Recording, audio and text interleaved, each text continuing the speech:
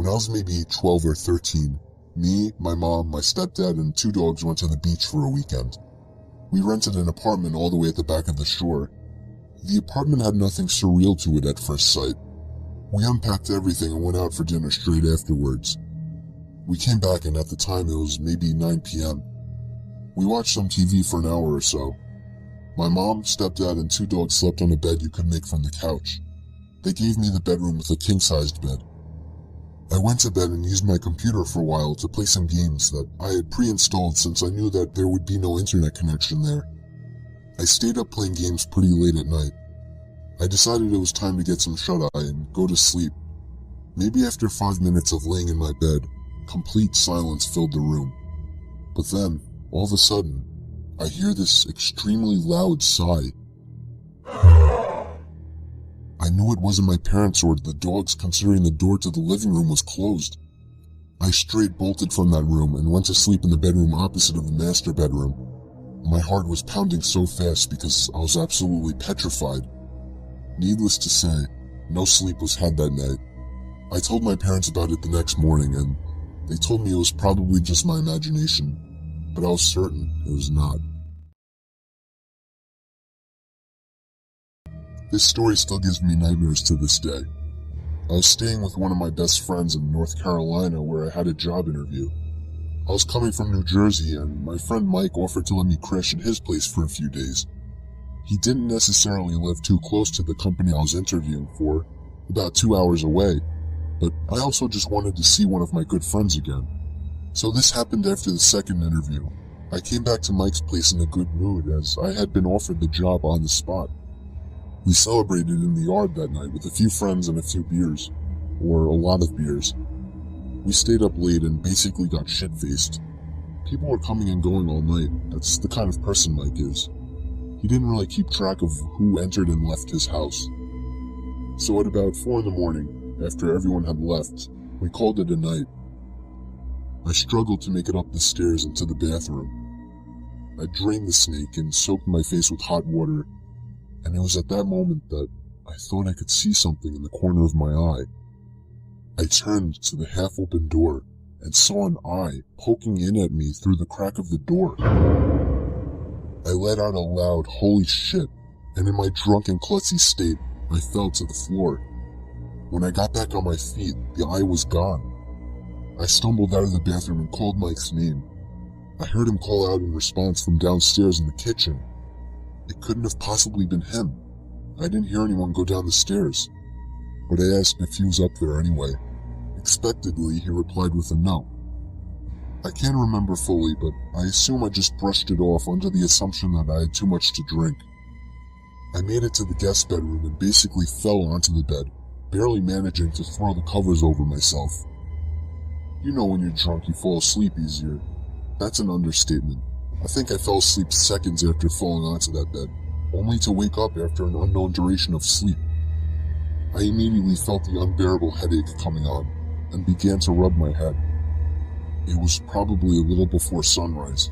The room was a bit chilly. My foot was sticking out of the covers, hanging over the edge of the bed. And then it happened. I felt something extremely cold grab onto my foot and start stroking it. I then heard a raspy voice whisper the words, "Can you help me?" I sat up and screamed at the top of my lungs before sprinting out of the bed and out of the room, meeting Mike at the top of the stairs. I called the police and they arrived shortly. The intruder was actually a woman in her late 40s who clearly suffered from some kind of addiction. She admitted to simply walking right into Mike's house and hiding in a closet.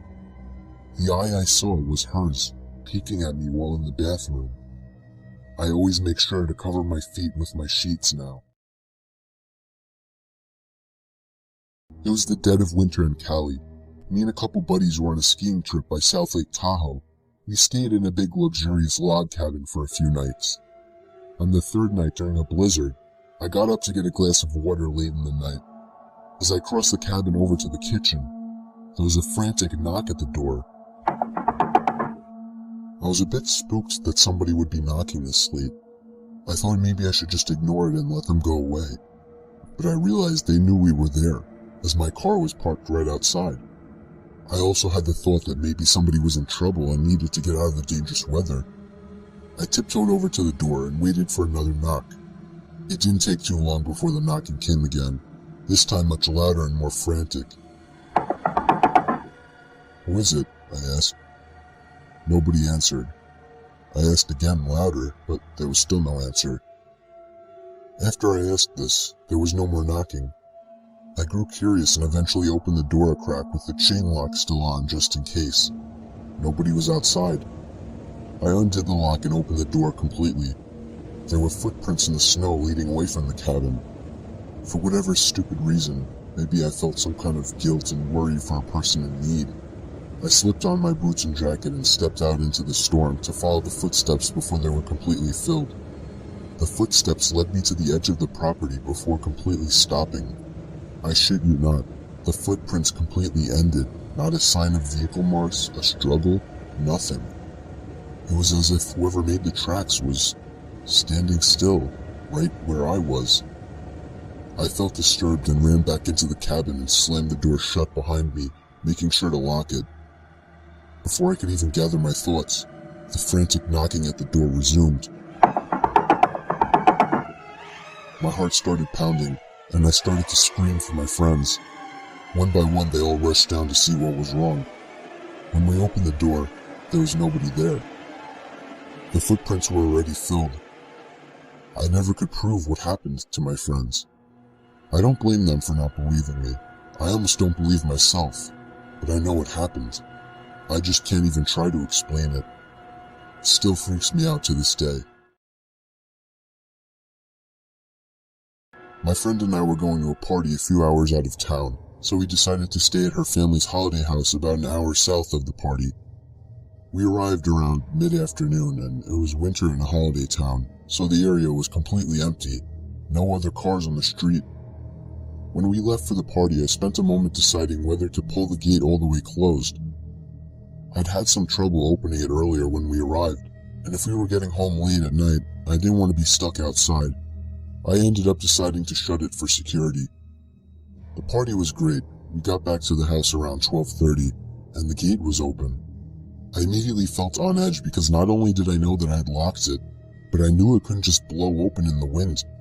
But I didn't want to make a big deal, so I was vague when my friend asked me if I'd shut it. We went inside and decided to make a snack. I was wandering through the house when suddenly my friend raced from the kitchen into the hallway and virtually tackled me to the ground. She was convinced she'd heard someone walking around outside. We tried to calm ourselves down, but we had no cell reception and there was no one else around. Over the next half hour or so, as we sat in the hallway paralyzed with fear, we heard footsteps outside and the back door being jimmied. We decided we had to leave, so we gathered everything up and got ready to make a break for the car. Just as we were at the front door ready to leave, there was a huge bang in the backyard, and suddenly what sounded like hundreds of birds started screaming. We legged it to the car, ended up starting it with all our stuff still on our laps. We hadn't bothered to even put in the back seat. As we reversed out the driveway, we saw somebody running up the side of the house towards us. We sped the entire way home, and didn't sleep at all that night. When I was 10 and my youngest brother Ben was only 1, there was this one weekend that my parents were painting our bedrooms, so we would have to sleep in the basement. There was a pull-out couch down there that turned into a bed, and Ben had an extra crib down there. I was only 10, so sleeping in a pitch-dark basement was very uncomfortable. Somehow, having Ben down there made me feel a bit safer though. He would wake me up in the middle of the night crying, and for some reason, tending to him made sleeping down there a little less scary. But it was this one time that I woke up to him screaming. Not crying, screaming, like no 1-year-old should. I was scared shitless immediately and ran over to him to see what was wrong. He was standing up looking at me, pointing to something. I looked in the direction he was pointing at. He was pointing into the pitch-dark boiler room right next to his crib. I felt like 1,000 knives just stabbed me in the chest, and even through the heat of the moment, I vaguely remember the faint sound of something falling over in the boiler room, and I felt as if I was being watched in that basement. I grabbed Ben and got the hell out of there as quickly as possible. I've never gone back down in that basement.